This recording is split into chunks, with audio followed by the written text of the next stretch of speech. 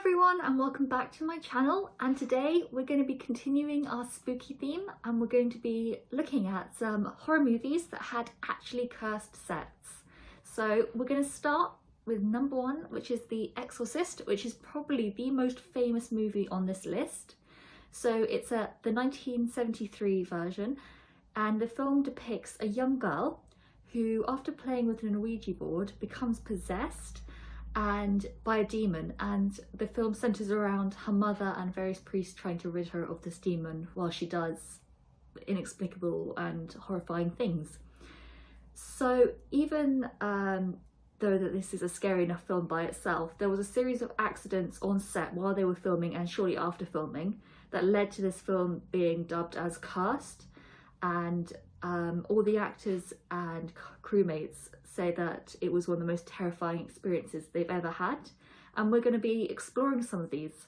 So the first of these accidents that occurred happened just before filming. The first of these accidents occurred when a bird flew into a circuit box just before they started filming, and it burnt down the set of what was going to be the McNeil house, and the whole set was destroyed apart from the bedroom where they would later perform the actual exorcism, which is highly creepy and ooh.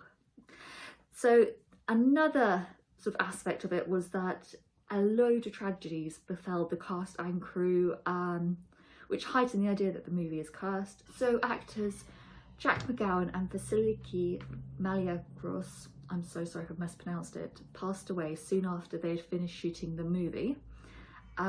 And during production, Linda Blair, who plays Regan on screen, and Ellen Burstyn, who plays her mother, both suffered serious injuries after falling on set.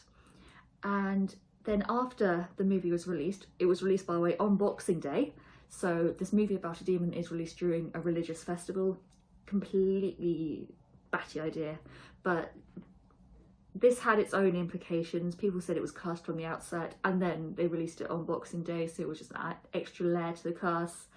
But when it was released in Rome, as the film began playing, lightning struck the church opposite the movie theatre. In the US, one woman passed out during the screening and actually broke her jaw. And in the UK, St John ambulance staff had to attend screenings, or some screenings, because the audience was so scared, they were fainting, they were running out. So this all served to heighten the fear around the film, but this was all great for marketing, and in the end, it was probably one of the most successful films out there. So as of 2019, it had grossed $233 million. This, adjusted for 2019 ticket prices, is almost $1 billion since its initial release. So that's incredible, really. So the second film we're going to look at is The Conjuring. This is another amazingly big film. The cast is brilliant, the plot is amazing. So the film is based around the real life experiences of the Perron family, and the demon that makes their life hell inside this house that they buy. And all sorts of creepy supernatural things happen. Doors slam, they hear things, they get woken up early in the morning. So in the film, Vera Farmiga plays real life paranormal investigators, their late Lorraine Warren. So Farmiga was so worried about making this film that she would leave her script outside her house when she went home. But even then, she awoke one morning and there were 3 scratches down the screen of her laptop, and she has no idea how they got there. She didn't have a cat or anything, so it was just, she opened it up one morning and there were scratches on her laptop screen. That's crazy. And during shooting, the hotel in North Carolina where they were housing the cast and crew members actually caught fire in the middle of the night, and they had to evacuate everyone.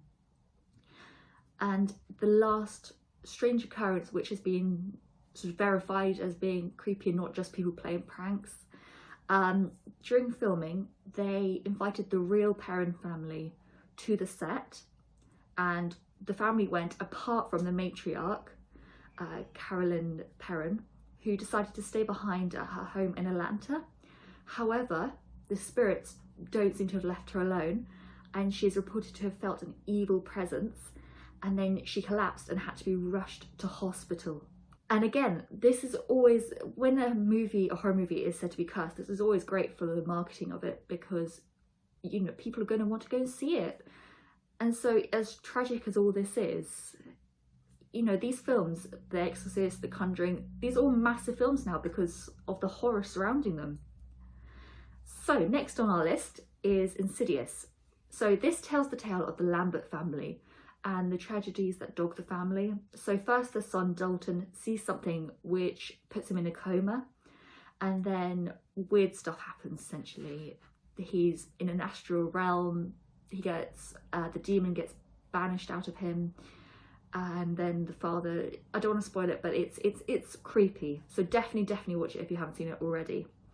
But the filming of the movie also seems to have been cursed, as well as the film itself. So when they were on the hospital set, numerous cast and crew members reported feeling dizzy and nauseous the second they stepped onto the set. And even more worryingly, there was a floor which was completely unoccupied. There was no one on it at all, but an alarm would start ringing continuously. And when people went to go and find the cause, there was no reason for it to be ringing.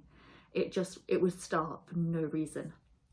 And naturally that worried everyone on set, I should imagine. Okay, so one of the most well-documented cursed movies was that of Annabelle Comes Home. So this was a really recent movie, it was 2019, so last year. And it's based loosely around true events witnessed by Ed and Lorraine Warren. And the film centres around their daughter Judy and the havoc wreaked by the doll Annabelle. So during filming, the leading actress McKenna Grace, she was only 12 at the time, so she's very, very young, but she suffered from strange cuts appearing on her body, particularly on her head, and from heavy nosebleeds when she was on set. Grace also tried to take several pictures of various things around the set, so other cast members, sets themselves, but most importantly, the Annabelle doll that they were using as a prop. So the pictures that she took of the cast and the sets were absolutely fine, but the pictures that she took of the doll, of the prop, came out blank. They were just black photos, which is incredibly creepy.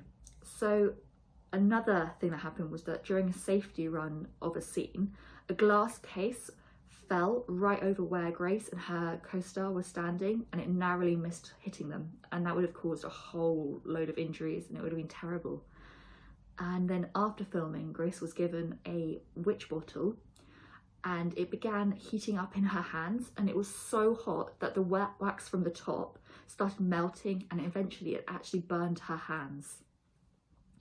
So the last strange occurrence that happened on the set itself was that a journalist who was visiting looked at his watch, and he realised that it was jumping ahead time. So it would move a few minutes ahead, and then he looked down again and it would be a few hours ahead, and it kept jumping backwards and forwards, but mainly forwards.